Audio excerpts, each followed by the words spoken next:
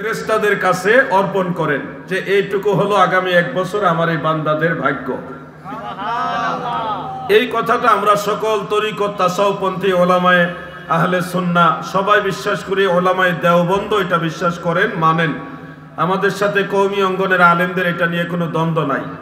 কিন্তু লামাযহাবী একটা গ্রুপ বের হয়েছে যারা মানুষকে এত পরিমাণে মিথ্যা তথ্য দেয়, মিথ্যা প্রচারণা দেয় যে মানুষ তখন বিভ্রান্ত হয়।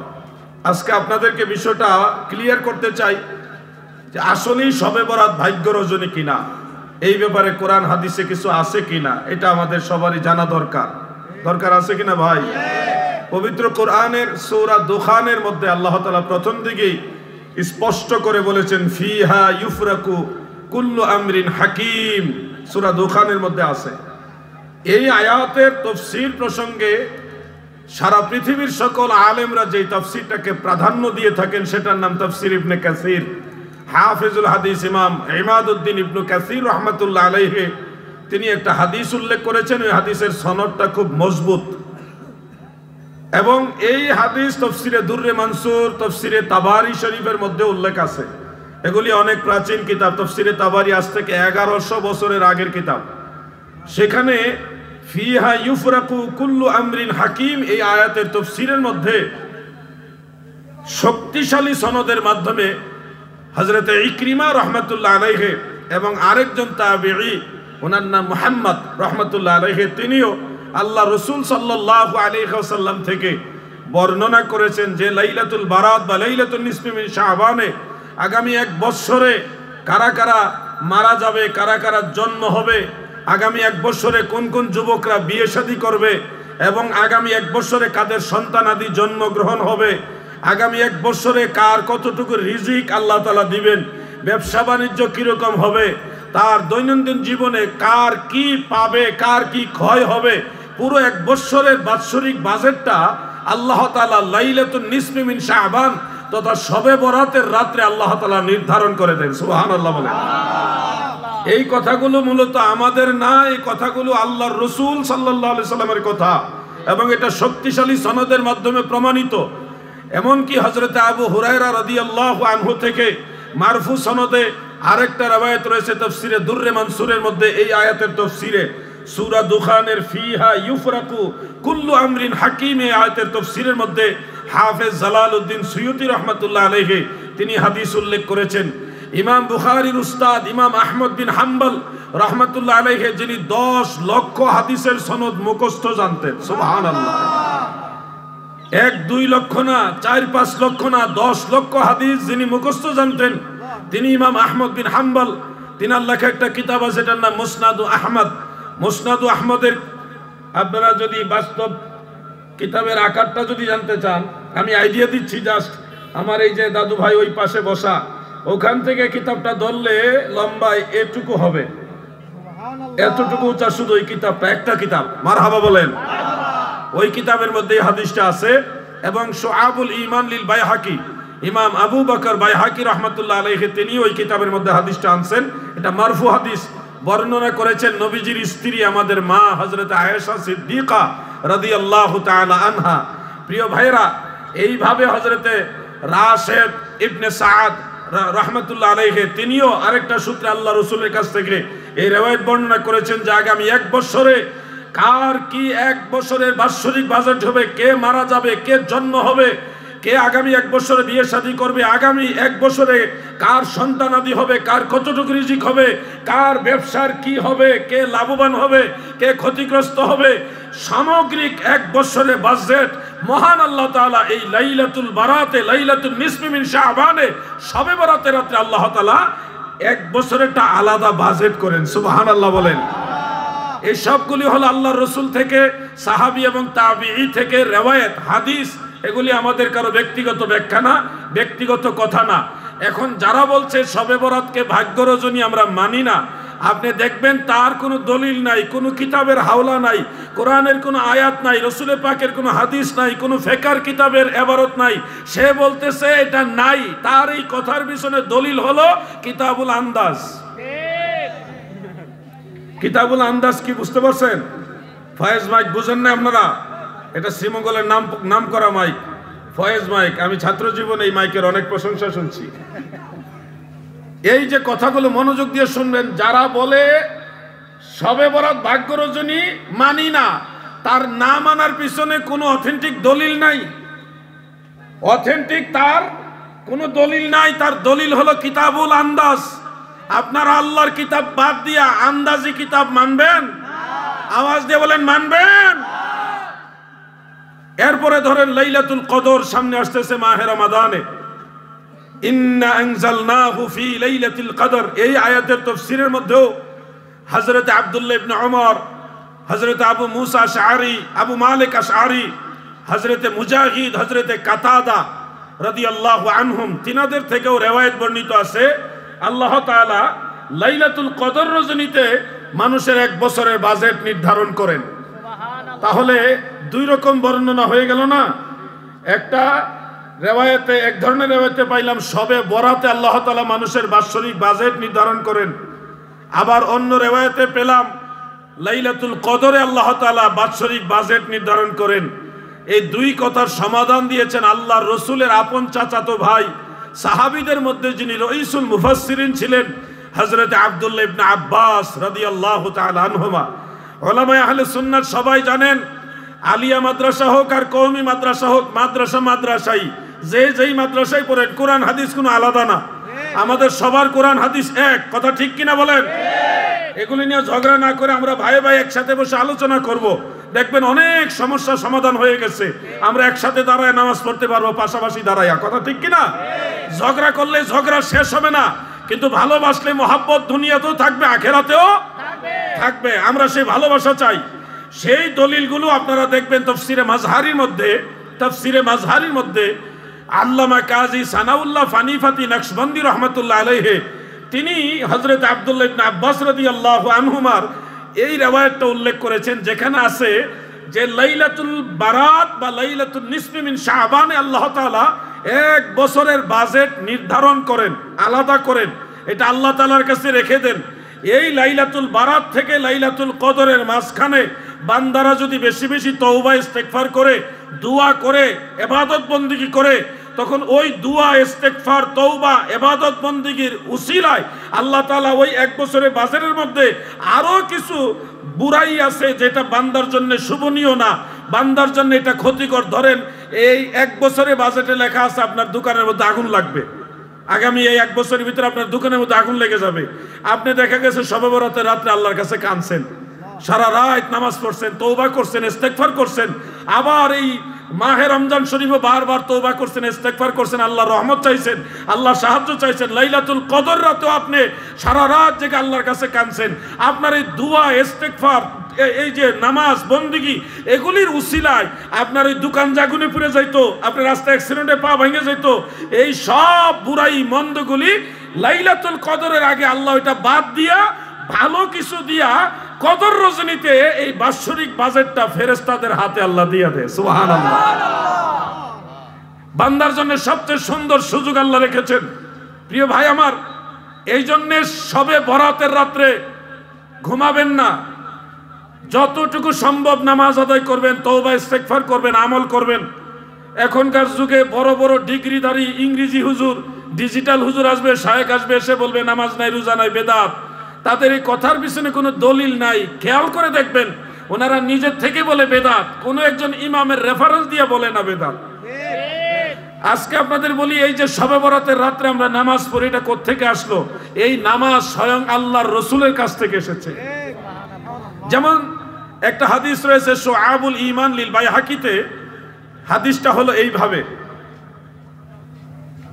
عن علي بن ابي طالب رضي الله تعالى عنه قال رايت رسول الله صلى الله عليه وسلم ليله النصف من شعبان فصلى 14 ركعات। সুবহান আল্লাহ বলেন। হযরত আলী ইবনে আবি তালিব রাদিয়াল্লাহু আনহু বলেন, আল্লাহর নবীকে আমি দেখেছি গো, রাহমাতুল লিল আলামিন নবী শবে বরাতের রাত্রে 14 রাকাত নফল নামাজ পড়েছে। এই হাদিসের সনদটা একটু দুর্বল, কিন্তু জাল হাদিস না, দুর্বল সনদ। তো আহলে সুন্নাতুল জামাতের মুহাদ্দিসিনে কেরাম সবাই একমত, আদ-দাঈফু ইউমালু বিহি ফিল ফাদাইল বিল ইত্তেফাক। আমি কোনো ভুল তথ্য দিলে আলেম ভাইরা আমাকে ধরবেন, আর যদি সঠিক তথ্য হয় আমরা সবাই মিলে আল্লাহর জন্য নামাজ পড়ব। কথা ঠিক কিনা বলেন? ঝগড়া মারামারিতে আমরা নাই। আমরা মুসলমান কাঁধে কাঁধ মিলে একসাথে মহান আল্লাহ তাআলা সন্তুষ্টি অর্জন করে আল্লাহর রাসূলের সাথে জান্নাতে যেতে চাই। চাই কি চাই না? ঝগড়া করতে রাজি না। আল্লাহু আকবার, নারায়ে রিসালাত, ইয়া রাসূলুল্লাহ, আহলে সুন্নাত ওয়াল জামাত, জিন্দাবাদ জিন্দাবাদ, কোরআন সুন্নাহর আলো হয়ে হয়ে চলো, কোরআন সুন্নাহর আলো হয়ে হয়ে চলো। আল্লামা মুফতি আমার নাম না বলেন, আহলে সুন্নাত ওয়াল জামাত জিন্দাবাদ জিন্দাবাদ। এই স্লোগান দিবেন বেশি বেশি। ব্যক্তির স্লোগান আছে, নবীর দলের স্লোগান প্রাধান্য দিতে হবে প্রিয় ভাই আমার। অথবা যদি স্লোগান দিতে হয় আল্লাহর ওলিদের নামে দিবেন, সিলসিলায়ে ফুলতলি ফুলতলি এরকম স্লোগান দিবেন। যে যেই পীর মুর্শিদের ভক্ত ওনাদের নামে, আল্লাহর ওলিদের নামে দিবেন। আমরা সেই আল্লাহর ওলিদের যে তরিকা রাস্তা, সেই রাস্তা গোলামি করি, আল্লাহর ওলিদের পথে আছি। শাহজালাল ইয়ামানি, শাহপরা নিয়ামানি, বড় বড় আউলিয়াদের পথ মতের উপরে আছি, আমাদের নামে না, আল্লাহর ওলিদের নামে। বাঁচাও ঈমান, বাঁচাও দেশ, এই স্লোগানটা বেশি বেশি দিবেন প্রিয় ভাই আমার, বন্ধুরা আমার। উসুলে হাদিসের একটা মূল নীতি রয়েছে, কোন দুর্বল সনদের হাদিসের সাথে যদি সলফে সালেহিনের আমল সাব্যস্ত হয়, প্রমাণিত হয়, যেই আমলটা সালেহিনগণ করেছেন, পরবর্তীতে ইমামরা আইম্মাই কেরাম মুহাদ্দিসিনে কেরাম করেছেন, তখন ওই দুর্বল সনদের হাদিসটা অটোমেটিক কাবি হয়ে যায়, শক্তিশালী হয়ে যায়।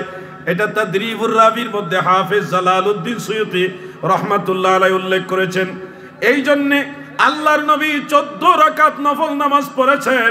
এই হাদিসের সনদ যদিও দুর্বল, কিন্তু হাফেজ ইবনু তাইমিয়া মাজমুয়ে ফাতাওয়ার মধ্যে তিনি লিখেছেন, ওয়া নুকিলা আন তাইফাতিন মিনাস সালাফ আন্নাহুম কানু ইউসাল্লুনা ফিহা আই ফি লাইলাতিন নিসফি মিন শাবানা। অর্থাৎ সলফে সালেহিন সাহাবী এবং তাবেঈদের একদল, তিনারা শবে বরাতের রাত্রে সবাই মিলে আমার আল্লাহর জন্য নামাজ আদায় করতেন। অনেকগুলো হাদিস দ্বারা এটা প্রমাণিত। সাহাবী তাবেঈ তিনারা শবে বরাতের রাত্রে নামাজ পড়তেন। হাফেজ ইবনে তাইমিয়া তিনার কিতাবে এটা উল্লেখ করেছেন পরিষ্কার। এই জন্য ওই হাদিস যদিও সনদে দুর্বল, কিন্তু সলফে সালেহিনের আমল দ্বারা এটা শক্তিশালী হয়ে গেছে উসুলে হাদিসের মানদণ্ডে। এখন আর শবে বরাতের নামাজের বিরুদ্ধে কথা বলার কোনো চান্স নাই। আমরা যারা আছি, আমাদের মাযহাব হলো হানাফি মাযহাব। আমাদের মাযহাবের নাম কি? হানাফি। যুবক ভাইরা বলেন, আমাদের মাযহাবের নাম কি? হানাফি। হানাফি। মনে রাখবেন এই কথাগুলো। বলবেন আমরা ইসলাম ধর্মের লোক, আবার হানাফি হবে কেন? ও ভাই, সায়েন্স তো সায়েন্সই, আবার ফিজিক্স কেন, কেমিস্ট্রি কেন, বায়োলজি কেন? সায়েন্স তো সায়েন্সই, তো এখানে আবার কেমিস্ট্রি বানাইছেন কেন? এক একটা বিষয় বুঝতে হবে। ফিকহ শাস্ত্র মানে আল্লাহ রসুল কিভাবে নামাজ পড়েছেন, কিভাবে রোজা রেখেছেন, কিভাবে হজ করেছেন, কিভাবে যাকাত দিয়েছেন, কিভাবে বিবাহ শাদী সম্পন্ন করেছেন, কিভাবে তালাকের মাসালাগুলি সম্পাদন করেছেন, কিভাবে মানুষ মারা গেলে জানাজা পড়েছেন, দাফন কাফন করেছেন। এই নিয়মগুলো জানার জন্যে অবশ্যই আপনাকে একটা শাস্ত্র ফলো করতে হবে। সেই শাস্ত্রটার নাম হলো ফিকহ শাস্ত্র। ওই ফিকহ শাস্ত্রের মূল পদ্ধতি 4টা দিকে এসেছে। একটা হলো হানাফি, আরেকটা শাফি, আরেকটা হাম্বলি, আরেকটা মালিকি। এই 4 মাযহাবই হক, কোনোটাই বাতিল না। এর মধ্যে সবচেয়ে বিশুদ্ধ মাযহাব হলো হানাফি মাযহাব, যেটা আমরা অনুসরণ করি। আমাদের মাযহাবের নাম হানাফি মাযহাব। বলেন কি মাযহাব? এই হানাফি মাযহাবের আলেম ভাইরা বলবেন না প্লিজ, আমি আপনাদের কাছ থেকে জানতে চাই, হানাফি মাযহাবের ইমামের নাম কি? মাশাআল্লাহ মাশাআল্লাহ, সবারই মোটামুটি জানা আছে। ইমাম আযম নু'মান ইবনে সাবিত আবু হানিফা রাহমাতুল্লাহ আলাইহি। ইমাম আবু হানিফা রাহমাতুল্লাহ আলাইহির কাছ থেকে বর্ণিত রয়েছে, যেটা হানাফি মাযহাবের বিখ্যাত কিতাব হাসিয়াতুত তাহতাবি আলা মারাকিল ফালাহ, সেই কিতাবে ইমাম তাহতাবি উল্লেখ করেছেন।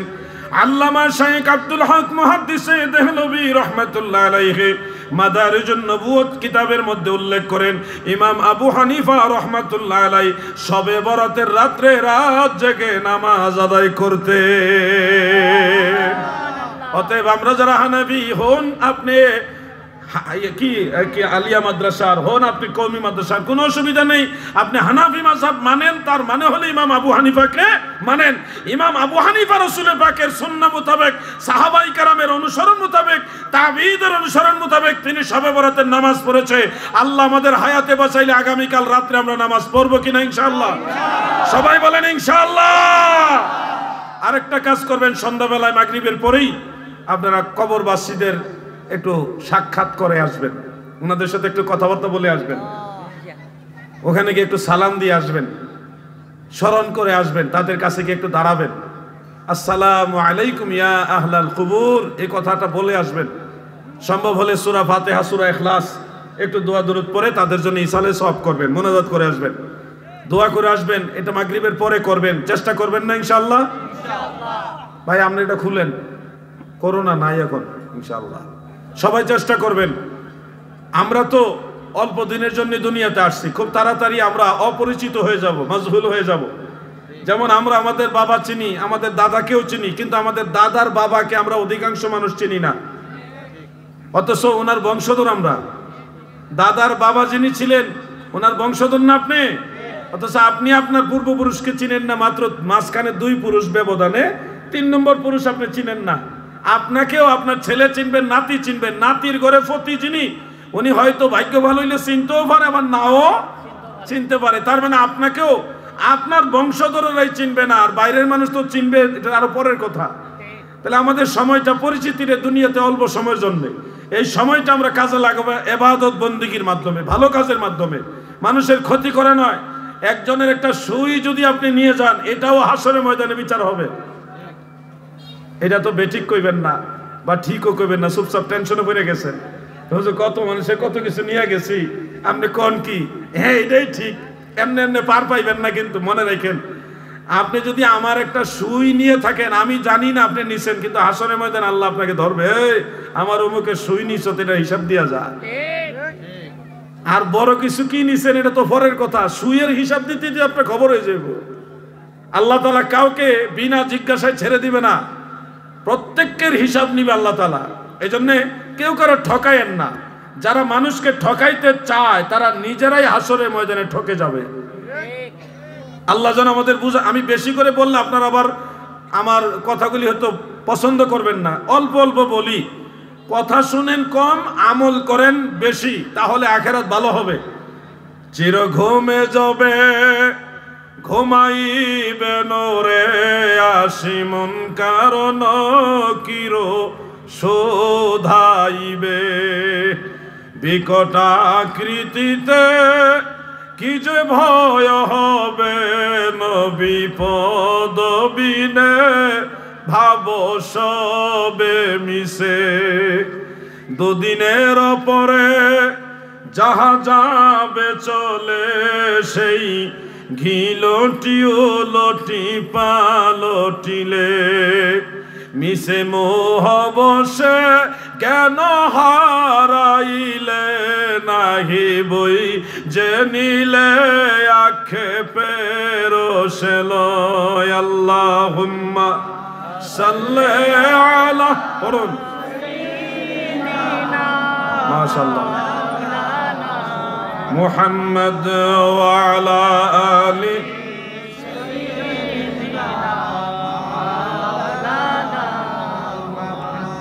গাহরে মুসলিম গণ,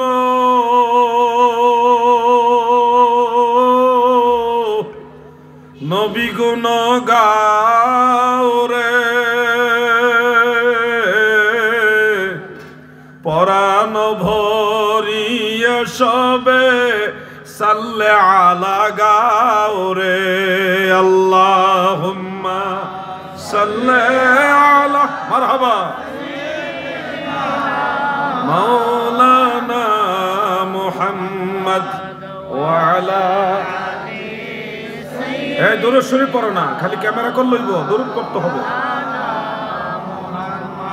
আমার ভাইয়েরা বন্ধুরা গভীর মনোযোগ দিয়ে শুনবেন।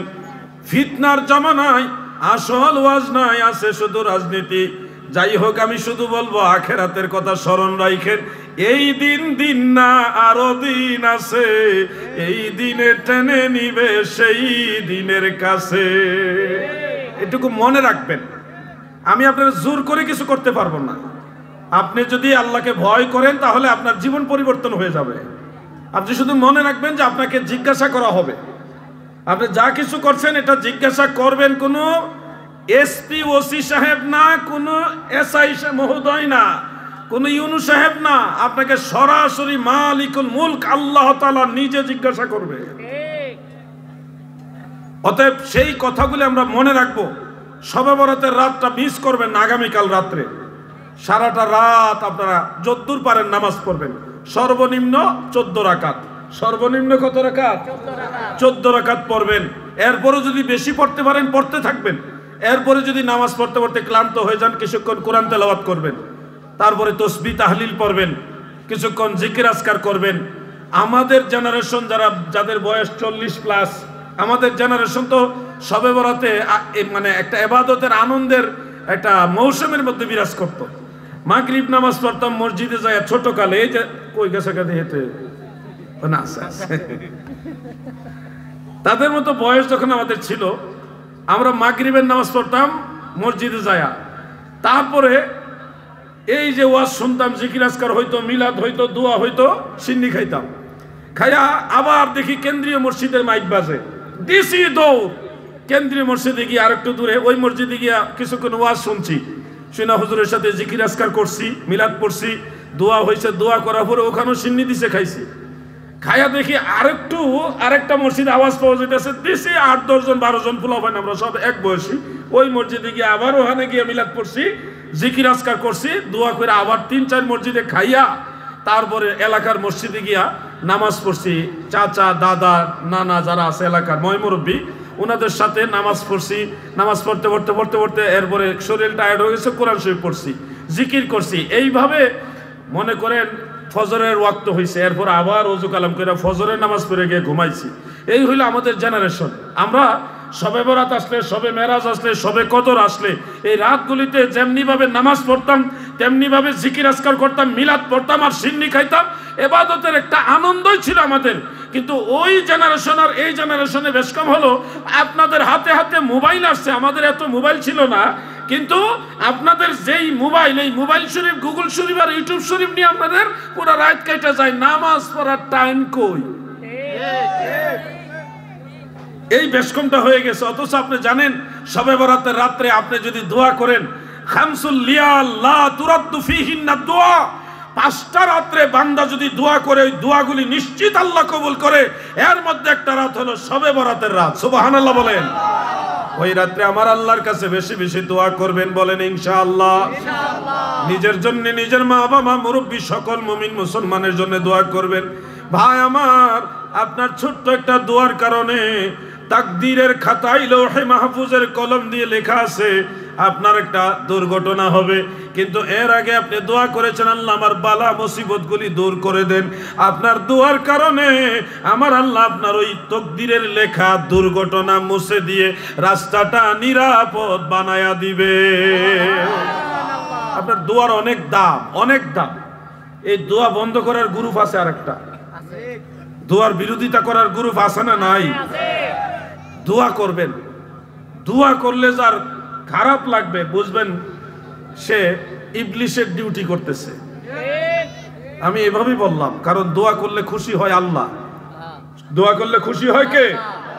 আল্লাহ। আপনাদের কি দোয়া দরকার আছে? আপনার আওয়াজ হারাত কয়নি, জোরে কয়, বোঝা যায় না তো, জোরে বোঝা যায় না। আপনাদের দোয়া দরকার আছে?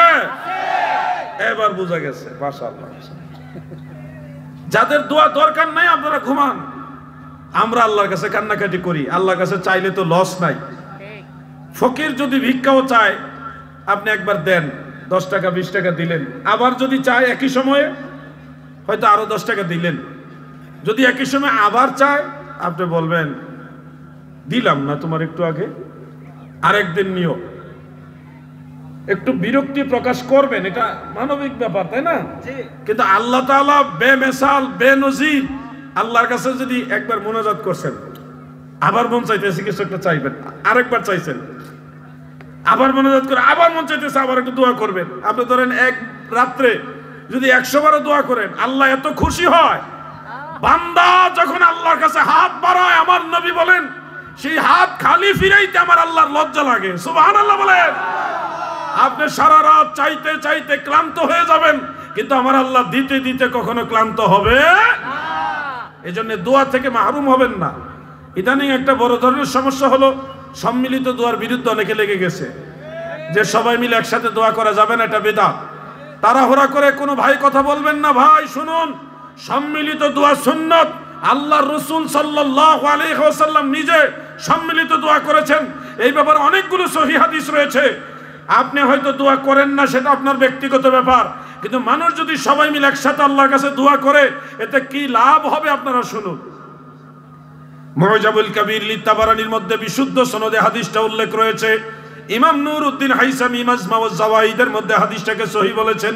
হাদিসের মূল মতনটা হলো এরকম: وعن سلمان الفارسي رضي الله تعالى عنه قال قال رسول الله صلى الله عليه وسلم ما رفع قوم كفكم إلى الله تعالى إلا كان حقا على الله أن يدعى في أيديهم الذي سألوا رواه الطبراني في الكبير رجاله ثقات سبحان الله।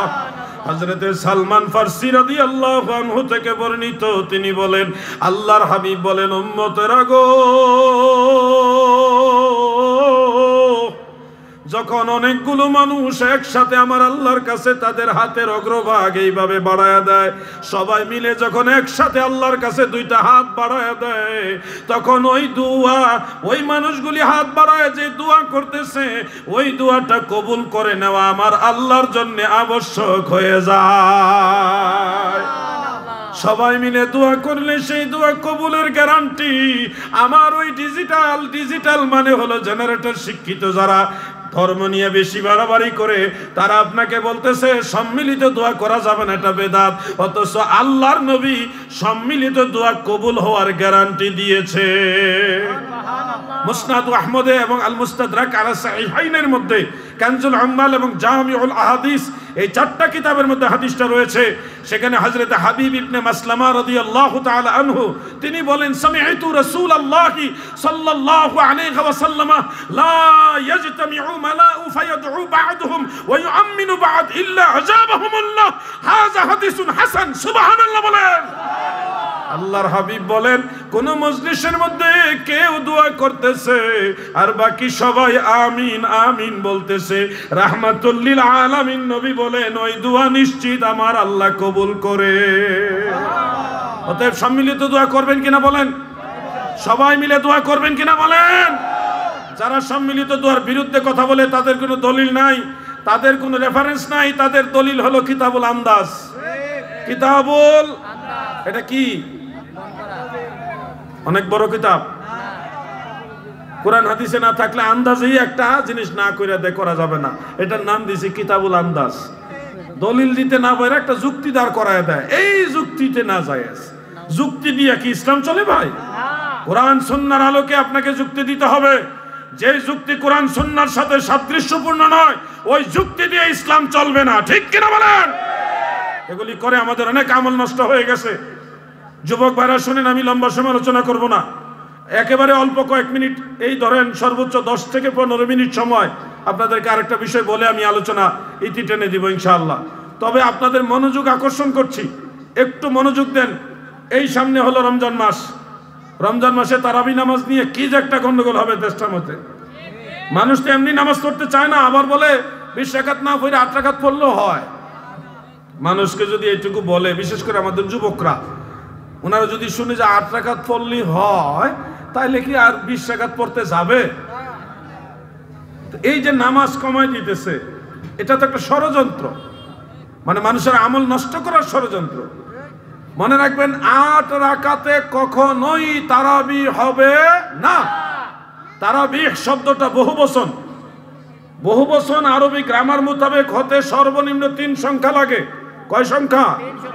বাংলা ব্যাকরণে, ইংলিশ গ্রামারে বহুবচন হইতে 2 সংখ্যা হলি হয়ে যায়, কিন্তু আরবি ব্যাকরণে বহুবচন হইতে 3 সংখ্যা লাগে।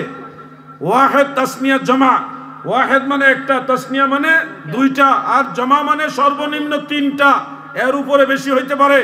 অতএব আপনি তারাবিহ শব্দটা যদি বিবেচনা করেন তাহলে এই শব্দটা হলো বহুবচন। বহুবচন হতে আরবিতে সর্বনিম্ন 3 সংখ্যা লাগে।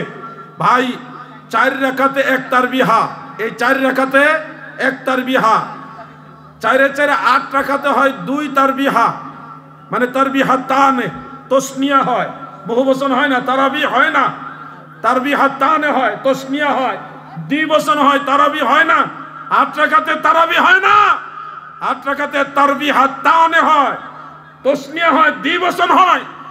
আপনি যখন কমপক্ষে 12 রাকাত পড়বেন তখন নামের সাথে কাজের মিল হবে। যারা আজকে তারাবিহ নাম দিয়ে 8 রাকাত পড়ে এরা যে ধোঁকাবাজ, তার প্রমাণ হলো তারা নাম দিছে তারাবি, কাজ করে তারবিহা তানে, তাদের নামের সাথে কাজের মিল নাই। এরা মানুষকে ধোঁকা দিয়ে আমল নষ্ট করে, ঠিক কিনা বলেন? আজকে শ্রীমঙ্গল একটা হাদিস শরীফ শোনাবো, হয়তো আপনারা হাদিস শরীফটা আগে শুনেন নাই, আলেমরা ব্যতীত আলেমরা হয়তো শুনছেন। আল্লাহর রাসূল সাল্লাল্লাহু আলাইহি সাল্লাম তারাবির নামাজ কত রাকাত পড়ছেন এই ব্যাপারে সহিহ হাদিস আমরা আজকে জানবো ইনশাআল্লাহ। একেবারে নির্ভেজাল সহিহ সেই হাদিসটা উল্লেখ রয়েছে। কিতাবটার নাম হলো মাশিখাতুল বাগদাদিয়াহ, মাশিখাতুল বাগদাদিয়াহ। হাফিজুল হাদিস ইমাম আবু তাহের আহমদ আল ইসবাহানি রাহমাতুল্লাহ আলাইহির লেখা। এটা 35 খণ্ডের কিতাব। কত খণ্ডের কিতাব? 35 খণ্ডের কিতাব। এই কিতাবের 9ম খণ্ডের মধ্যে হাদিসটা রয়েছে, যে হাদিসের সনদের সকল রাবি হলো সেকা, সত্যবাদী, বিশ্বস্ত, নির্ভরযোগ্য। সেই হাদিসটা বর্ণনা করেছেন আল্লাহর নবীর বিখ্যাত আদরের সাহাবী হযরতে জাবের রাদিয়াল্লাহু আনহু। তিনি বলেছেন যে আন্না রাসূলুল্লাহি সাল্লাল্লাহু আলাইহি ওয়াসাল্লাম খারাজা লাইলাতান রামাদান ফাসাল্লা বিন নাস আরবাআতান ওয়া 20 রাকাআতান। সুবহানাল্লাহ বলেন। আল্লাহর নবী মাহে রমাদানে রাত্রে বেলায় মসজিদ নববীতে বের হতেন এবং লোকদেরকে নিয়ে প্রথম 4 রাকাত ফরজ নামাজ, এশারের ফরজ নামাজ আদায় করতেন। এরপরে 20 রাকাত লোকদেরকে নিয়ে জামাতের সাথে 20 রাকাত তারাবি আদায় করতেন। এটা সম্পূর্ণ সহিহ হাদিস। রেজাল নিয়ে আমি চুল ছাড়া বিশ্লেষণ করে দেখেছি, এটা সহিহ, সকল রাবি সেকা। অতএব আল্লাহর রাসূল 20 রাকাত তারাবি পড়েছেন, যেটা স্পষ্ট রমজান মাসের কথা উল্লেখ আছে। যে ইন্না রাসূলুল্লাহি সাল্লাল্লাহু আলাইহি ওয়াসাল্লাম খারাজা লাইলাতান রামাদান, একবার রমজান মাসের কথা স্পষ্ট উল্লেখ আছে। লোকদের মাঝে বের হলেন রমজান মাসে, ফাসাল্লা বিন নাস, লোকদেরকে নিয়ে নামাজ পড়ছে। তো সবাইরে নিয়ে কোন কোন নামাজ ইমামতির মাধ্যমে পড়া হয়? ফরজ নামাজটা পড়া হয়, সুন্নত নফল তার ইমামতির মাধ্যমে হয় না। তো ফরজ নামাজ 4 রাকাত সবাইরে নিয়ে পড়লেন, হইল 4 রাকাত। আর 24 হইতে আরো 20 লাগে, তো সবাইরে নিয়ে ইমামতির মাধ্যমে আরো 20 রাকাত যদি তারাবি ধরি তাহলে 20 আর 4 যেটা ইমামতি প্লাস মুসল্লি সহ লইয়া পড়া হয়, এরকম 24 রাকাত নামাজ আল্লাহর নবী রমজান মাসে আদায় করেছেন। মারহাবা বলেন, জোরে বলেন মারহাবা। কোন আলেম ভাই যদি এটা খুঁজে না পান আমাকে বলবেন, আমি সহযোগিতা করব আপনাকে। আমি মারামারি করার মধ্যে নাই, তবে সহযোগিতা করলে আমি আপনার ঘরে যাইতেও রাজি আছি। আপনার ঘরে কিতাব থাকলে আপনার কিতাব থেকে আমি বের করে দিব ইনশাআল্লাহ। কিতাব না থাকলে আমার কাছে আছে আলহামদুলিল্লাহ, আমি আপনাকে সহযোগিতা করব, কিন্তু ঝগড়া মারামারিতে নাই। আল্লাহর নবী 20 রাকাত তারাবি পড়ছে, আমরা নবীর দলের লোক, অতএব নবীজি যেদিকে আমরাও সেদিকে। এবার আপনাদেরকে প্রশ্ন করি, বলুন নবীজি কত রাকাত তারাবি পড়েছেন? সবাই বলেন কত রাকাত? এবার আসেন যুবক ভাইরা, আপনাদেরকে ধোঁকা দেওয়া হয় আরেকটা হাদিস দিয়ে। এই লামাযহাবীরা তারা আপনাদেরকে বলবে নবীজি সব সময় 8 রাকাত তারাবি পড়ছে। দলিল কি? বুখারী শরীফের হাদিস। সেখানে আছে যে মা ইয়াজিদু ফি রামাদান ওয়ালা ফি গায়রিহি 11 রাকাতান। আম্মা জান আয়েশা রাদিয়াল্লাহু তাআলা আনহা বলেছেন, আমার নবীজি কখনোই রমজান মাসের ভিতরে এবং বাহিরে কখনোই 11 রাকাতের বেশি পড়তেন না। অর্থাৎ ওনারা এখানে 3 রাকাত বেতের বানায় আর 8 রাকাত তারাবি বানায়। এখানে কিন্তু রমজান মাসের কথাও খাস করে উল্লেখ নাই, এবং এটা যে তারাবি নামাজ ওটাও উল্লেখ নাই। এটা ওই নামাজ যেটা রমজান মাসেও পড়ে, রমজানের বাইরেও পড়ে। আপনারা বলেন রমজান মাসে এবং রমজানের বাইরে সারা বছরই তো তারাবি আছে, তাই না?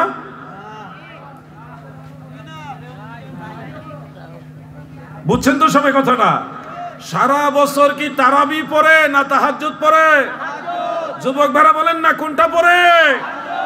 অতএব ফি রমাদান ওয়ালা ফি গায়রিহি, রমজান মাসে এবং রমজানের বাইরে কোন মাসেই 11 রাকাতের বেশি পড়তেন না। এটা হলো তাহাজ্জুদ নামাজের হাদিস। এই তাহাজ্জুদের হাদিস নিয়ে লাগাইছে তারাবির নামাজে। চাচার কবর এক জায়গায় আর চাচি কান্দে আরেক জায়গায়। দলিল কোন জায়গা আর লাগাইছে নিয়ে কোন জায়গায় মানুষের আমল নষ্ট করার জন্য। এগুলি আমল সুর, এদের সাথে ইসলামের কোনো সম্পর্ক নাই। এজন্য তুফাজ্জল হোসেন ভৈরবী সাহেবের একটা গজল আমি সবসময় গাই, আমল করো নামাজ রোজা, আমল করো নামাজ রোজা, কায়েম করো সুন্নিয়াত, জিন্দাবাদ জিন্দাবাদ নবীর সেনা, জিন্দাবাদ জিন্দাবাদ জিন্দাবাদ নবীর সেনা। ভৈরবী সাহেবের চিনেন নি আপনারা? চিনেন তো না? অত্যন্ত আশেখ রাসূল ছিলেন। এখানে এসে গেছে মাশাআল্লাহ, ওনার নাতি এসে ওয়াজ করে গেছে আজকে। তাহলে তো জাগামতি নাম কইছি। ভৈরবী সাহেব বড় আলেম ছিলেন না, কিন্তু বড় আশেখে রাসূল ছিলেন। তিনি মা বাবার ওয়াজ করলে মানুষ চোখের পানি রাখতে পারতেন না। আমাদের ফ্যামিলির সবাই ওনার ওয়াজ শুনতেন। আমি, আমার আম্মা জান, আব্বা জান, ভাই বোন, আমরা সবাই ভৈরবী সাহেবের ওয়াজ শুনতাম। ওনার ভক্ত এক ধরনের, ওনাকে মহব্বত করতাম। এবং ওনার অনেক ওয়াজ সম্পর্কে অনেক আলেম ভাইরা বাজে মন্তব্য করতো, হরিণীর ঘটনাকে কিচ্ছা বলতো। ওই বুড়ি মা রাস্তায় কাটা দিতেন, নবীজির কদম মুবারকে বিদ্ধ হতো, নবীজি কষ্ট পেতেন, এটাকে অনেকে মিথ্যা কাহিনী বলতো। তো এই ঘটনাগুলি আবার আমি সরাসরি হাদিস থেকে বের করে প্রমাণ করছিলাম যে না, ভৈরবী সাহেবের ওয়াজ মিথ্যা না, হাদিসে আছে, আপনাদের জানা নাই। যেমন হরিণীর ঘটনা আপনারা সবাই শুনছেন নিশ্চয়ই। এই হরিণীর ঘটনা 7 জন সাহাবী থেকে হাদিস বর্ণিত আছে। কয়জন সাহাবী? 7 জন সাহাবী হরিণীর ঘটনা বর্ণনা করছেন। তো এই যে একটা দুইটা কিতাবে না, প্রায় 10টার উপরে কিতাব আছে, হাদিসের কিতাব, যেগুলির মধ্যে হরিণীর ঘটনা আছে। কিন্তু আমাদের ভাইরা তো এত কিতাব পড়ে না, পড়ার টাইম কই? আমাদের দেশের বেশিরভাগ মুফাসসিরে কোরআন বাংলা বই পড়ে ওয়াজ করে, বাংলা বই পড়ে, বাংলা অনুবাদ করা বই পড়ে ওয়াজ করে। মেন কিতাব ওই ধারে কাছেও নাই, খুব অল্প সংখ্যক আলেম ব্যতীত। তো না পাইলেই ওনারা মনে করে কোরআন হাদিসে নাই, বেদাত, মানে পাইকারি ফতোয়া একটা দিয়া বাঁচলো আর কি। এই জন্য আমার মনে হয় আমাদের যে কোনো ব্যাপারে স্টাডি করে কথা বলা উচিত। আমি সব জানতে হবে এমন তো কথা নয়। আমি যেটা জানি না সেটা বলবো না, চুপ থাকবো। কিন্তু যে জানবেন সেই কথা বলবেন। না জেনে অনুমান ভিত্তিক কথা বললে আপনিও বিপদগামী হবেন, মানুষও আপনার কথা শুনে বিপদগামী হবে। কোন বিভ্রান্তি ছড়ানো কখনোই কাম্য নয়। আল্লাহ সবাইকে বুঝার তৌফিক দেন, বলে না আমিন। ভৈরবী সাহেবের গজলটা আসেন সবাই মিলে আবার বলি, আমল করো নামাজ রোজা, আমল করো নামাজ রোজা, কায়েম করো সুন্নিয়াত, জিন্দাবাদ জিন্দাবাদ বলুন, জিন্দাবাদ জিন্দাবাদ নবীর সেনা। আমল করো নামাজ রোজা, আমল করো নামাজ রোজা, কায়েম করো সুন্নিয়াত, জিন্দাবাদ জিন্দাবাদ নবীর সেনা, জিন্দাবাদ জিন্দাবাদ জিন্দাবাদ নবীর সেনা। আমার দাদু ভাইরা গভীর মনোযোগ। এরপরেও আমি যুবকদের উদ্দেশ্যে ওই তারাবির ওই বিষয়টা একটু ক্লিয়ার করে দিই। আম্মা জান আয়েশা রাদিয়াল্লাহু তাআলা আনহা বললেন যে নবীজি রমজান মাসে রমজানের বাইরে কখনোই 11 রাকাতের বেশি পড়তেন না।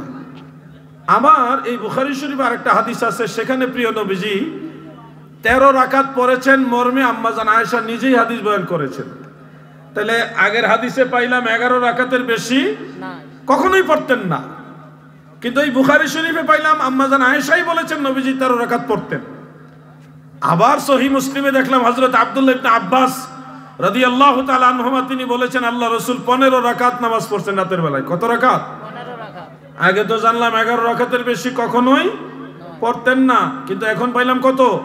15 পাইলাম। এরপর হযরতে জাবের আল জোহানি রাদিয়াল্লাহু আনহু থেকে সহিহ মুসলিমে হাদিস উল্লেখ, সেখানে আল্লাহ রাসূল সাল্লাল্লাহু আলাইহি সাল্লাম 17 রাকাত পড়েছেন মর্মে বর্ণনা আছে। তাহলে কোন হাদিসটা সত্য আর কোনটা মিথ্যা? কোনটাই মিথ্যা না, সব কটাই সত্য। কেমনে সত্য? যখন নবীজি 11 রাকাত পড়ছেন আম্মা জান আয়েশা তখন 11 রাকাতের কথাই বলছেন।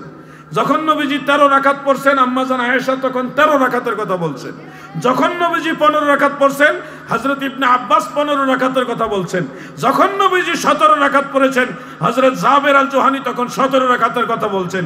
দয়াল নবীজি যখন যেই নামাজ পড়েছেন, যত রাকাত পড়েছেন সাহাবারা ওইটাই বর্ণনা করেছেন। কোনোটাই মিথ্যা না, সব কটাই সত্য। তবে সব কটাই হলো তাহাজ্জুদ নামাজ সংক্রান্ত। ফাতাহাজ্জাত বিহি নাফিলাতান লাক। ওগো আমার বন্ধু, আমার নবী গো, তাহাজ্জুদ নামাজটা আপনার জন্য অতিরিক্ত করে দিলাম। অতিরিক্ত, এটা আপনার জন্য ফরজ, উম্মতের জন্য নফল, আপনার জন্য ফরজ।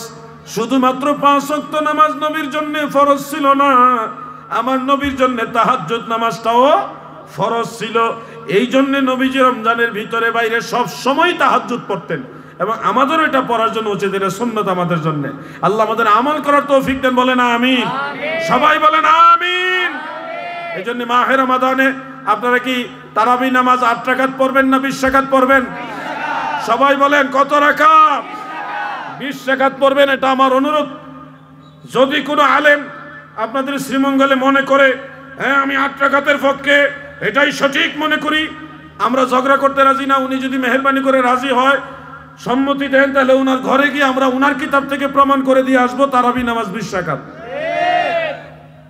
কিন্তু 8 রাকাতের ব্যবসা চলবে না। মানুষের আমল নষ্ট করা হবে কেন? ইসলাম যার যার মতো করে পালন করলে চলবে না। ইসলাম চলবে আল্লাহর রাসূল যেভাবে চলেছেন ওইভাবে, ঠিক কিনা বলেন?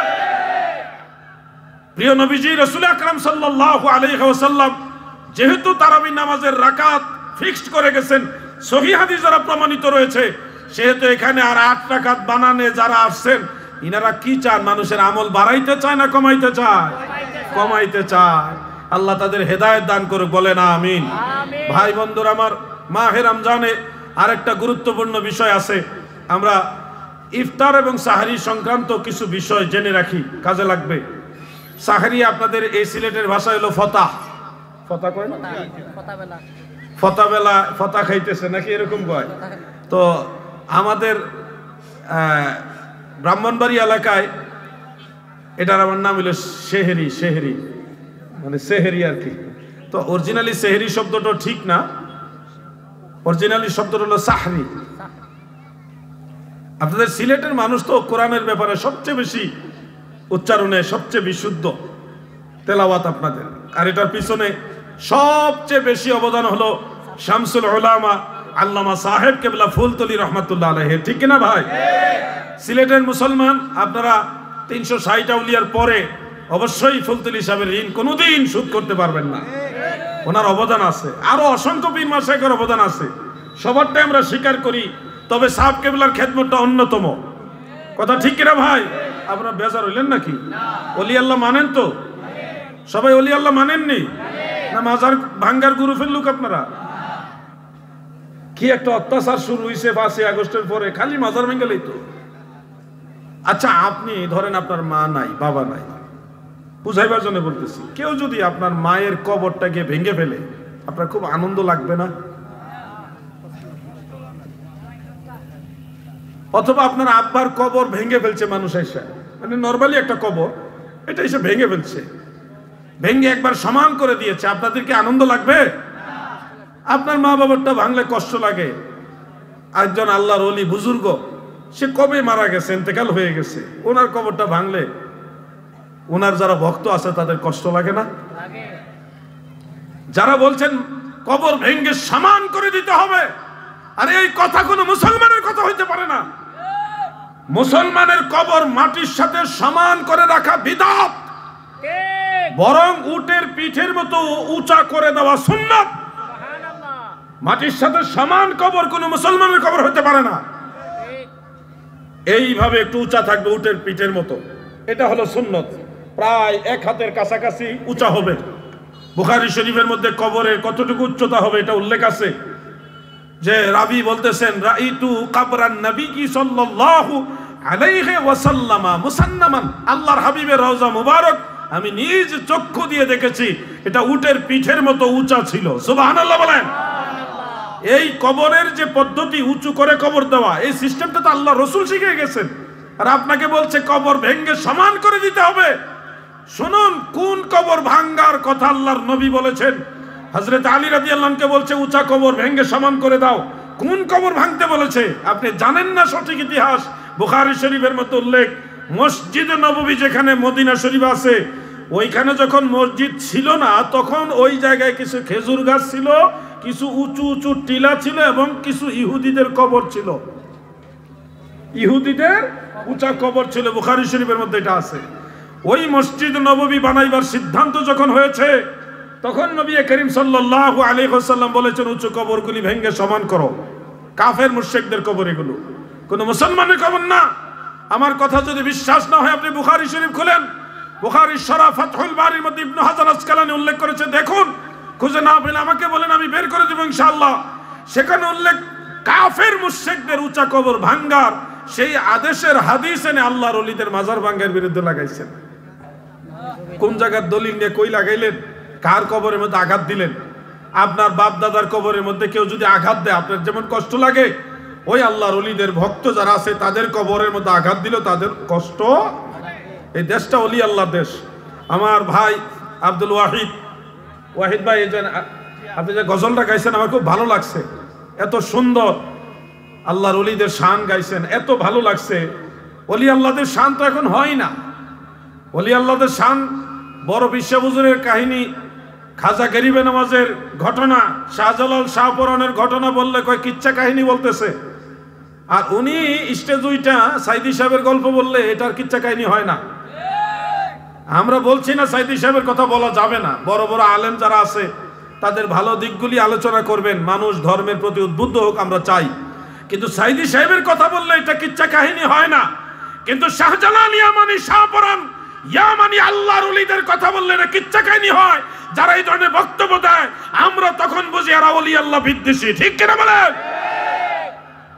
ওলি আল্লাহর বাংলাদেশ, এই শহীদ গাজীর বাংলাদেশ, শাহজালালের বাংলাদেশ, এই শাহপরানের বাংলাদেশ।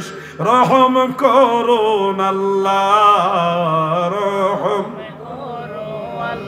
সবাই বলেন রহম করুন আল্লাহ, রহম করুন। আমার কথাগুলি অথেন্টিক, কোনো অনুমান ভিত্তিক আমি কথা বলি না। যেটা আমি স্টাডি করে রিসার্চ করে দেখেছি, আমি জেনেছি সেটাই বলার চেষ্টা করি, অনুমানে কথা বলি না।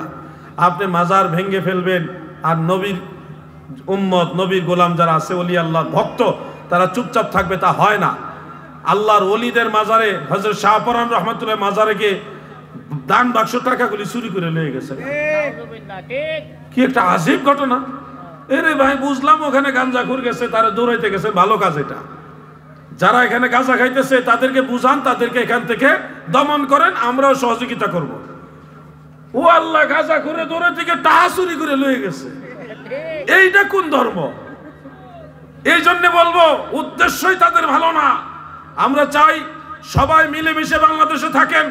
ওলি আল্লাহর ভক্ত যারা তারাও থাকবে, ভুল ত্রুটি সবার মাঝে কম বেশি আছে, নিজেরা নিজেরা আলোচনা করে ঐক্যবদ্ধ চলার চেষ্টা করেন, সবাই মিলেমিশে থাকার চেষ্টা করেন। কথা ঠিক কিনা ভাই আমার? আপনার যেমন দোষ আছে ওনাদেরও কিছু দোষ আছে। মাজার বা দরগা পরিচালনা করতে গিয়ে দেখা যায় বহু রকমের মানুষ আছে, আসে না?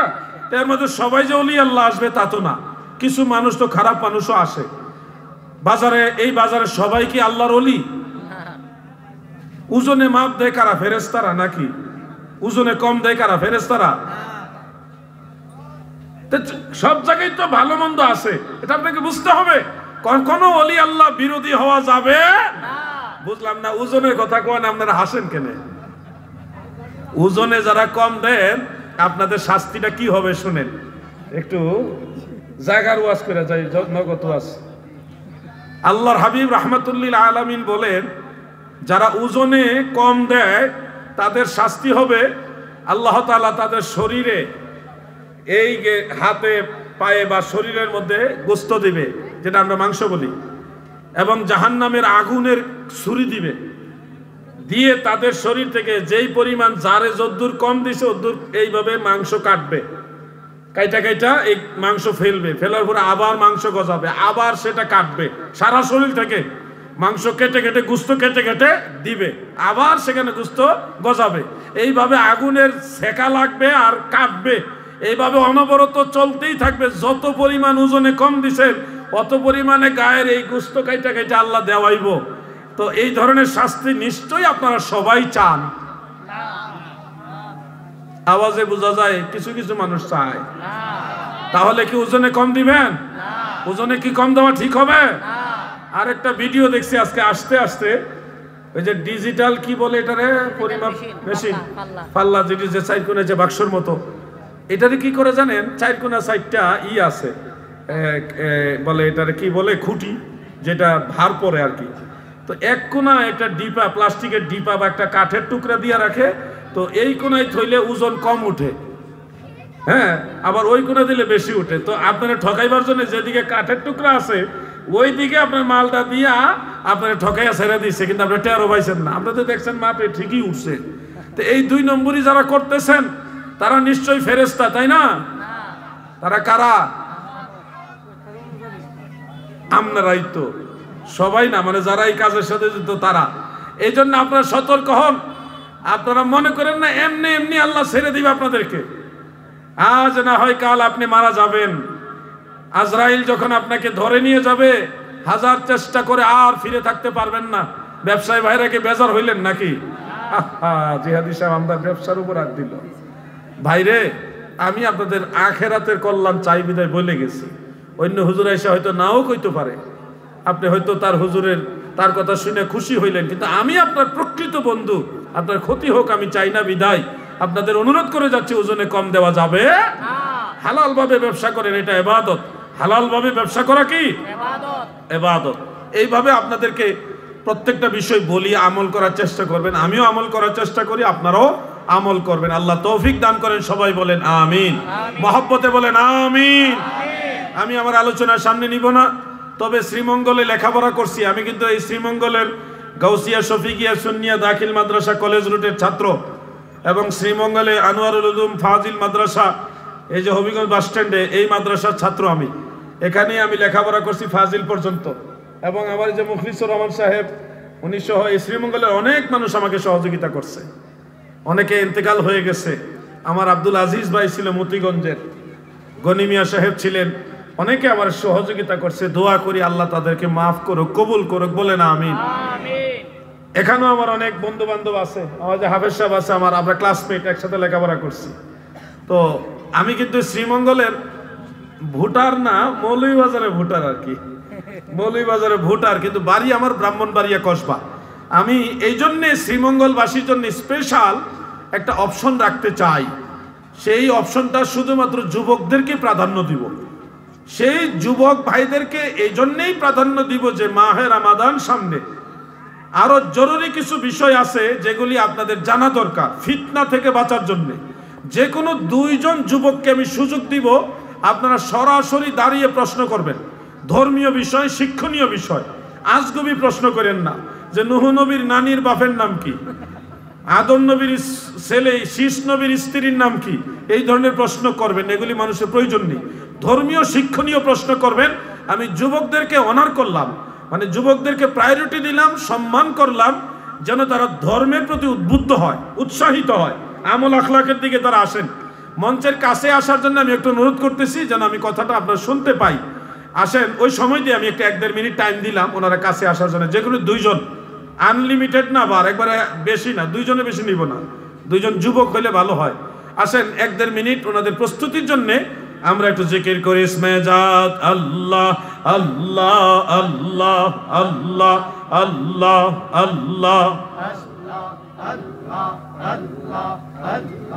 আল্লাহ আল্লাহ আল্লাহ আল্লাহ আল্লাহ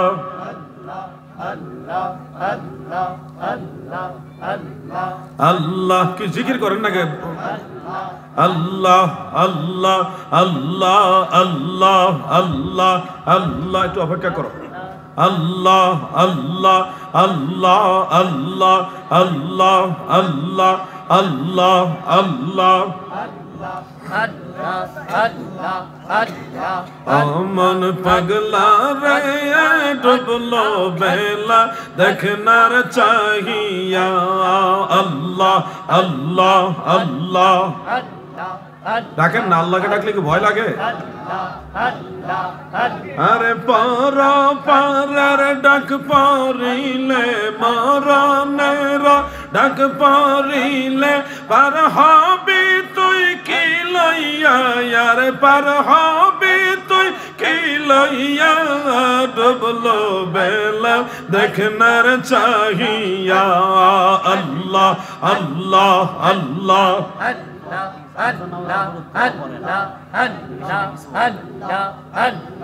আল্লাহ আল্লাহ আল্লাহ লা ইলাহা ইল্লাল্লাহু মুহাম্মাদুর রাসূলুল্লাহ সাল্লাল্লাহু আলাইহি ওয়া আলিহি ওয়া সাল্লাম। জি ভাইজান বলেন। আসসালামু আলাইকুম। ওয়া আলাইকুম আসসালাম ওয়া রাহমাতুল্লাহ। হুজুর, আমার একটা প্রশ্ন, এই যে ওনারা, আপনি বুঝতে পারতেছেন সম্ভবত, ওনারা যে তাফসীরুল কোরআন মাহফিল করে, সেটা করার পরে যে ওনারা নবীর বিরুদ্ধে কথা বলে, এই তাফসীরুল কোরআন, এই কোরআনটা আসলো কোথা থেকে? ওনারা যে কোরআন নিয়ে এই নবীর বিরুদ্ধে কথা বলে, আর কোরআনটা আসলো কোথা থেকে ওনারা তো এটা যাচাই করে না। কোরআনটা তো মেবি নবীর দ্বারা আসছে। আমার একটা প্রশ্ন, যে ওনারা তাফসীরুল কোরআন মাহফিল দিয়ে সেই নবীর বিরুদ্ধে কিভাবে কথা বলে? অসংখ্য ধন্যবাদ ওনাকে। ওনার একটা মনের খুব, এটা প্রশ্ন না, মূলত একটা জানার আগ্রহে একটা বিষয়, এটা সরাসরি ধর্মীয় প্রশ্নও না। তাফসীরুল কোরআন মাহফিলটা কোত্থেকে আসলো, এবং কোরআনুল কারীম তো আল্লাহ তাআলার তরফ থেকে হযরতে জিবরিল আমিন আলাইহিস সালামের মাধ্যমে আমাদের প্রিয় নবীজি রাহমাতুল্লিল আলামিন হুজুর পুর নূর সাল্লাল্লাহু আলাইহি ওয়াসাল্লামের কাছে নাজিল হয়েছে। সেই কোরআনুল কারীম সাহাবায়ে কেরাম হয়ে, তাবেঈগণ হয়ে, যুগের পরে যুগ 1450 বছর পরে এই পর্যন্ত অক্ষত, মানে অবিকৃত অবস্থায় এসছে। কিয়ামত পর্যন্ত আল্লাহ তাআলা কোরআনকে হেফাজত করবেন।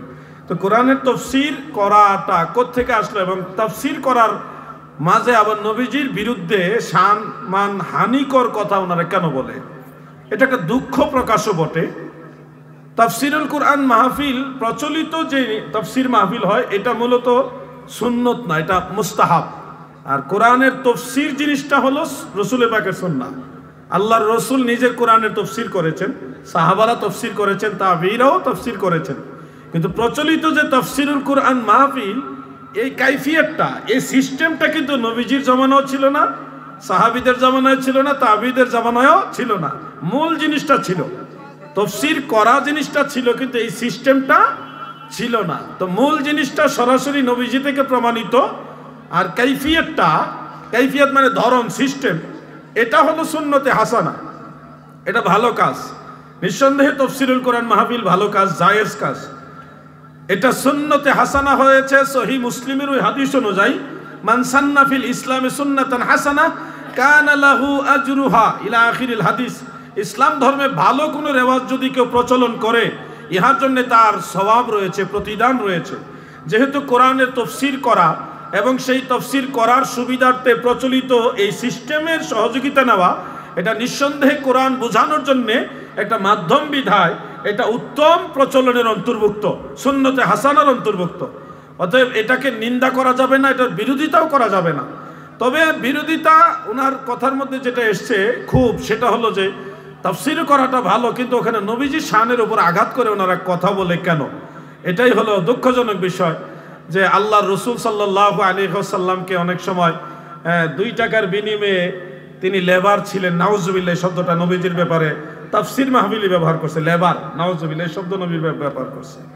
কাউবয় শব্দ ব্যবহার করেছেন, এটা ইমিডিয়েটলি খুব ভাইরাল হয়েছিল।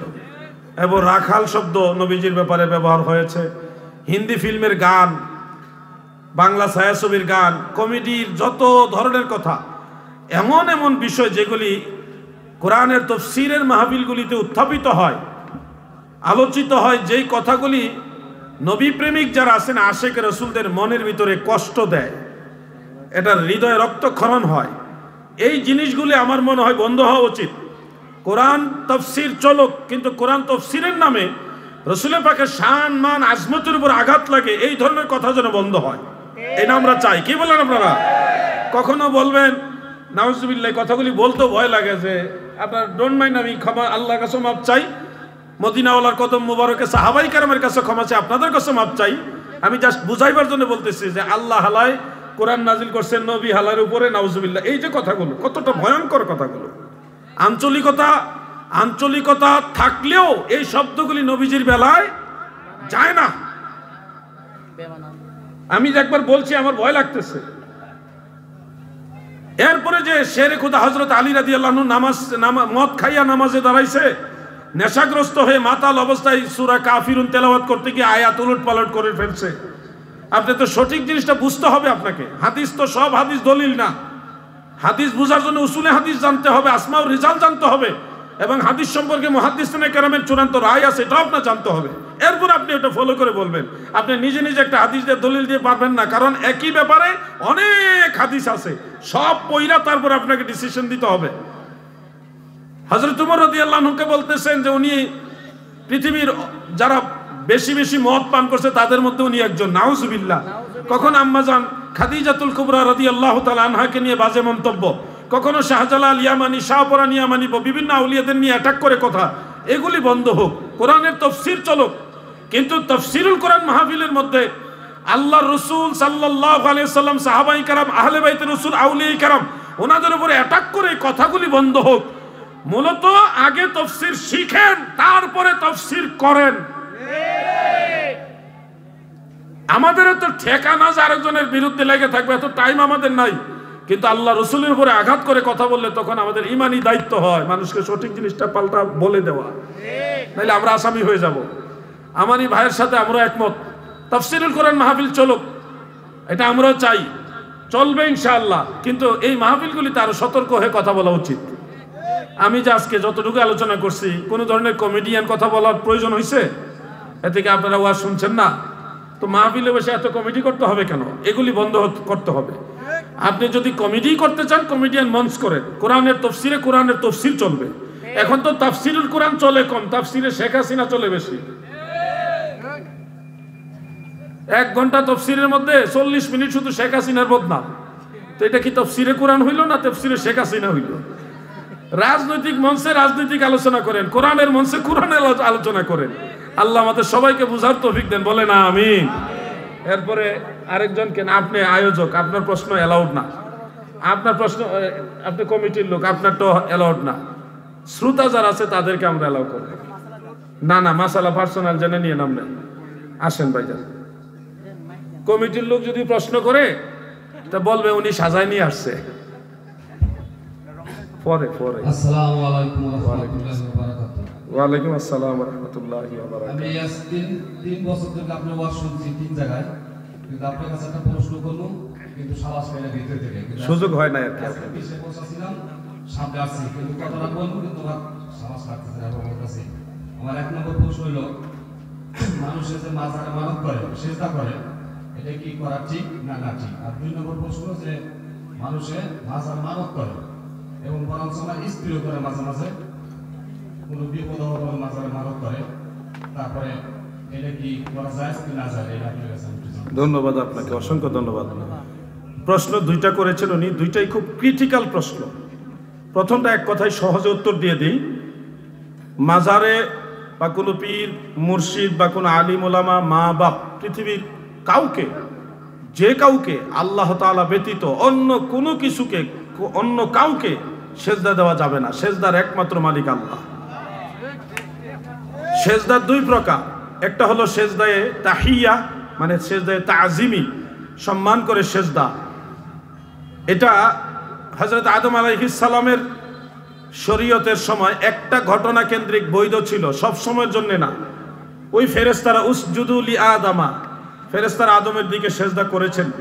এই সেজদার ঘটনাটা ওই ঘটনার সাথে সম্পৃক্ত, অন্য কখনো হযরত আদম আলাইহিস সালাম আর সেজদা নিয়েছেন এই ধরনের কোনো দলিল আমরা পাই না। দ্বিতীয়ত হযরত ইউসুফ আলাইহিস সালাম, তিনার আব্বা আম্মা 11 ভাই, তিনাদের সেজদা নিয়েছিলেন, এটা কোরআন শরীফের সূরা ইউসুফের মধ্যে আছে। এটাও শুধু ওই ঘটনা কেন্দ্রিক।